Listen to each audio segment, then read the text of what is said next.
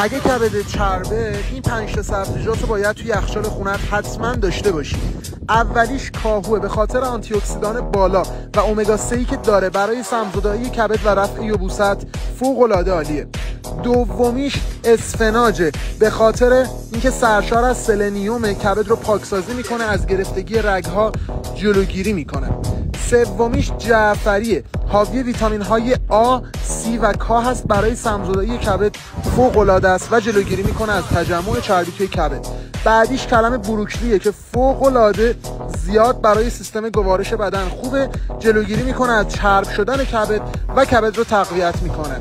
و آخریش هم ریحانه که حاوی پتاسیم، منیزیم، اسید فولیک، برای کاهش کلسترول بدن و التهابات کبد عالیه. حالا اگه میخوای یه نوشیدنی فوق العاده از ترکیب این سبزیجات بهت بگم که کبد تو باهاش پاکسازی کنی، کلمه سبزی رو همین پایین کامنت کن، پیج منو فالو داشته باش.